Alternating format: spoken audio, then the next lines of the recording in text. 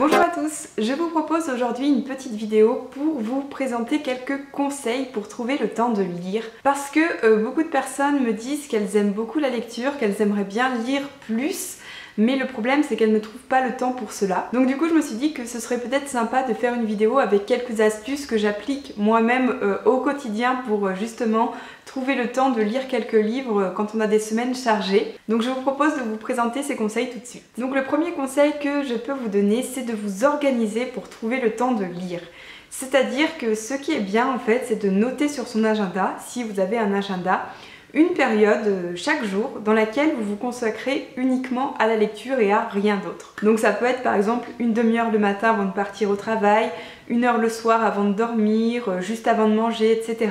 Mais vous vous fixez vraiment ce laps de temps pour lire et faire rien d'autre. Donc par exemple, moi ce que je fais, c'est que tous les soirs, je vais me coucher une heure plus tôt par rapport à l'heure à laquelle je vais dormir.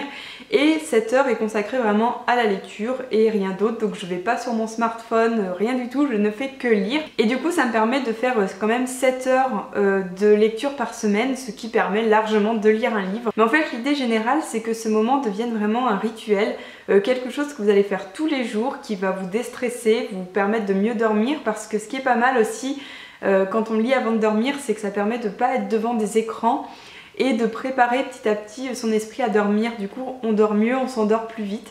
Donc ça peut être aussi une méthode si vous avez un peu des problèmes de sommeil. Le deuxième conseil que je peux vous donner, c'est d'avoir toujours un livre sur vous.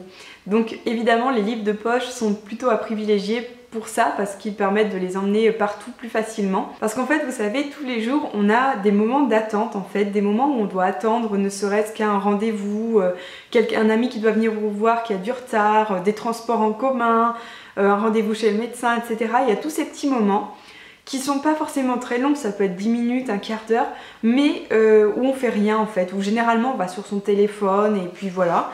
Et justement, avoir un livre sur vous, vous allez vous dire, bon bah je vais lire un petit peu, même si vous lisez que un chapitre, que 5 ou 10 pages, c'est pas grave, ça avance quand même petit à petit, et ça peut être un bon moyen pour grappiller du temps par-ci par-là et avancer un petit peu plus votre lecture. Ça permet aussi un peu de couper un peu du monde extérieur, ce qui est pas mal aussi parfois, ça déstresse un peu aussi et c'est pas mal. Le troisième conseil que je peux vous donner, c'est de vous dire que votre moment de lecture va être une récompense de votre journée. En fait, vous allez vous dire, par exemple, si je fais cette tâche, une fois que j'aurai fini, j'aurai le droit de lire. Et du coup, vous allez voir que ça va vous permettre d'être plus efficace dans la journée, d'avancer plus vite toutes les tâches que vous voulez faire, parce que vous savez qu'une fois que vous aurez fini, vous aurez le droit de lire, vous aurez le droit d'avoir votre récompense. C'est un peu la méthode du bâton et de la carotte, hein. Il n'y a pas de mystère, mais ça marche plutôt bien. Et en fait, il faut vraiment que la lecture pour vous soit associée à une récompense. Donc vous pouvez par exemple vous dire, bon bah je vais m'installer dans mon canapé avec un petit thé, une petite infusion et je vais lire un petit peu dès que j'aurai fini cette tâche. Alors les deux avantages, c'est que ça vous permet d'être plus productif en fait dans votre journée et vraiment de bien organiser toutes vos tâches et les faire les unes après les autres. Et le deuxième avantage évidemment, c'est que du coup, vous lisez plus et ça vous accorde des petits moments de lecture assez sympas dans la journée. Le quatrième conseil, c'est de vous motiver à travers les réseaux sociaux. Donc à titre personnel, depuis que je suis des vidéos sur Booktube, depuis que je lis des blogs, etc., j'ai remarqué que je lis beaucoup plus qu'avant. Tout simplement parce qu'en fait il y a une certaine dynamique de groupe, un certain enthousiasme qu'il y a à travers la lecture qui est assez contagieux et qui pousse du coup à lire plus, à avoir plus de lecture loisirs. Donc par exemple ça peut être évidemment les chaînes Booktube, les blogs qui vous conseillent des livres. Moi je sais que quand je lis par exemple un article de quelqu'un qui est hyper enthousiaste au sujet d'un livre, ça va me motiver à le lire vite également pour pouvoir en discuter ou pour pouvoir confronter mon avis au sien. Aussi ce qui est bien, c'est bien sûr les réseaux sociaux, donc vous pouvez partager vos lectures sur Twitter, sur Facebook, sur Instagram aussi. Vous mettez la photo de votre lecture, puis généralement il y a des gens qui répondent en disant moi je l'ai lu, moi je l'ai pas lu et tout, et c'est super interactif, super sympa. Vous avez également des forums, donc bien sûr Livre Addict, des applications un peu comme Babelio ou Goodreads qui sont très très bien et qui vous permettent de vous motiver.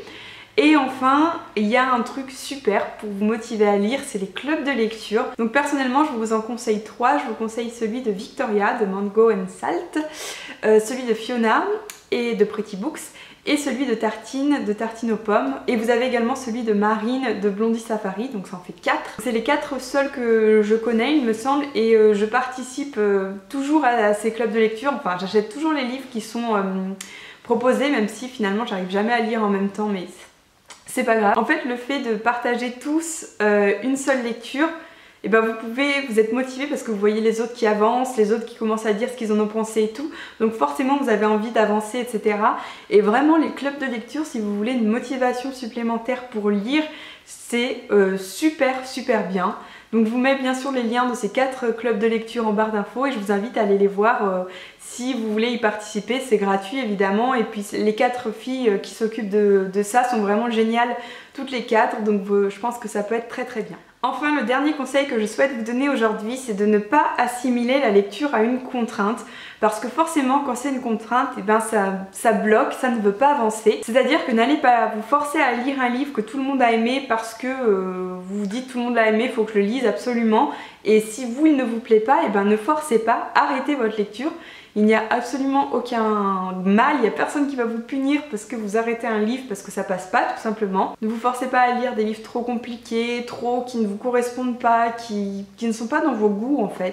Il faut vraiment que la lecture demeure un plaisir, et c'est ça qui vous fera lire plus vite, qui vous fera lire plus, et qui vous permettra de trouver le temps pour ce moment de plaisir que doit rester la lecture. Même si au final c'est la couverture qui vous plaît du livre, et ben peu importe, à la limite, si c'est ça qui va vous encourager à lire, et ben c'est très bien. Lisez ce qui vous plaît, ce qui vous fait plaisir, n'ayez pas de honte à lire un genre particulier ou à ne pas lire un genre particulier. La lecture doit rester quelque chose pour vous, qui vous fait du bien à vous, et peu importe le regard des autres, etc., on s'en fiche. Et bien sûr, j'en profite pour vous dire aussi de ne pas vous mettre la pression en vous disant que vous lisez moins que les autres, parce qu'il n'y a pas de moyenne, il n'y a pas d'obligation de temps de lecture par mois.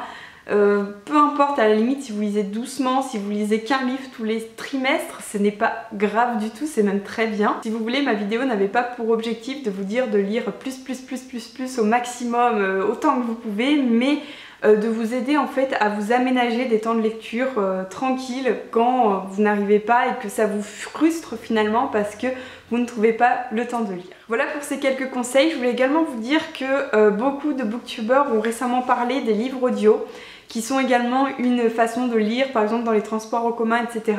Donc moi je n'ai jamais testé, je peux pas vous dire si j'aime bien, si c'est bien, etc.